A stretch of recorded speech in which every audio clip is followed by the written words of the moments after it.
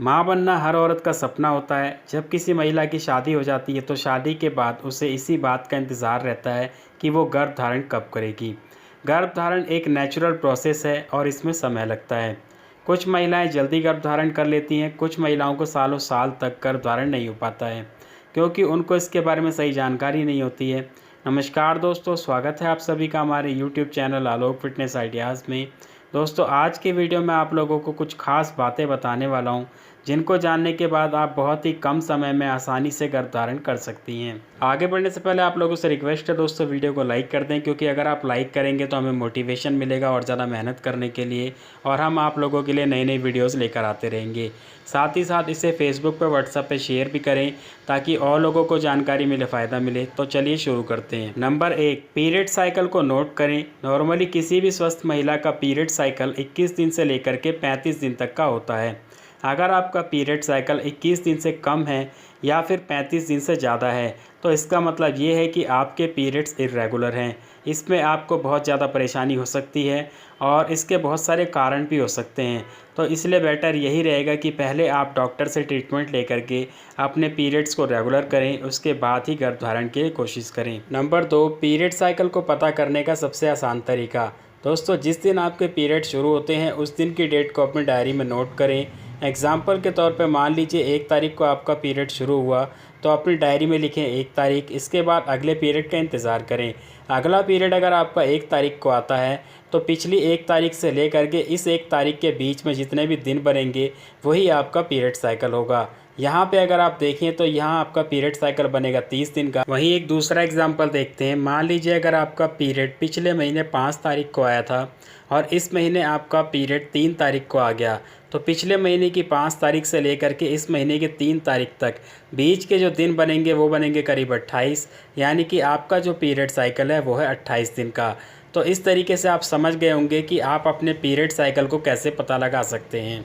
Number 3, ovulation period. दोस्तों, ovulation period वो समय होता है जब किसी महिला का प्रेग्नेंट होने का सबसे ज़्यादा चांस होता है, क्योंकि ओवुलेशन पीरियड के दौरान महिला की ओवरी यानी कि अंडाशय से एक अंडा पूरा पक करके बाहर आता है उसकी ट्यूब में। वहाँ पे आने के बाद वो करीब 24 घंटे तक इंतज़ार करता है स्पर्म का, और अगर इस दौरान उसको स्पर्म मिल जाता है तो अंडा फर्टिलाइज़ हो जाता है और महिला कंसीव कर लेती है।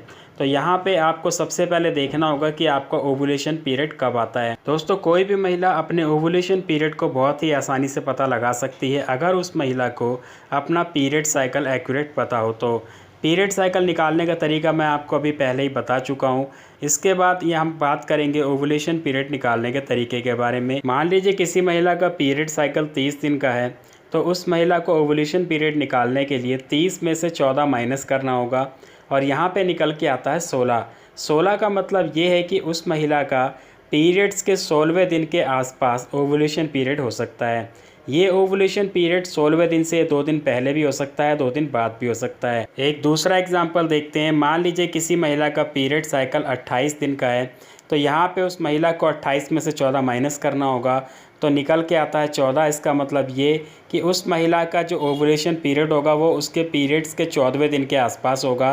जैसा कि मैंने अभी आपको पहले भी बताया, ये ओवुलेशन पीरियड 2 दिन पहले भी हो सकता है, 2 दिन बाद भी हो सकता है। ऐसी कंडीशन में उन महिलाओं को कंसीव करने के लिए ओवुलेशन की जो डेट है उससे करीब 2 दिन पहले से लेकर के 2 दिन बाद तक रिलेशन में रहना चाहिए।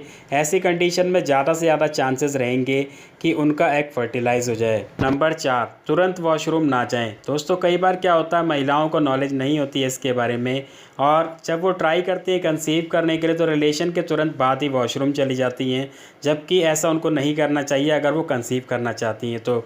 ऐसा करने से कंसेप्शन के चांस बहुत ज़्यादा कम हो जाते हैं। नंबर 5, उम्मीद ना छोड़ें। दोस्तों, कई बार क्या होता है, महिलाएं थक जाती हैं, हार जाती हैं, उम्मीद छोड़ देती हैं, जबकि ऐसा नहीं करना चाहिए। अगर आप उम्मीद रखेंगे, ट्राई करेंगे, कोशिश करेंगे तो आपको रिज़ल्ट ज़रूर मिलेगा।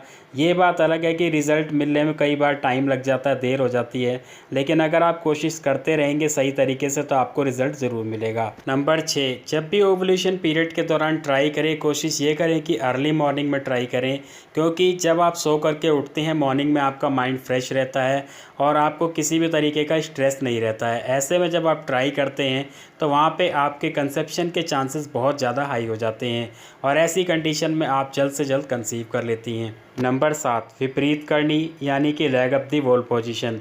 दोस्तों ये जो पोजीशन है महिलाओं को बहुत ज़्यादा हेल्प करती है कंसीव करने में।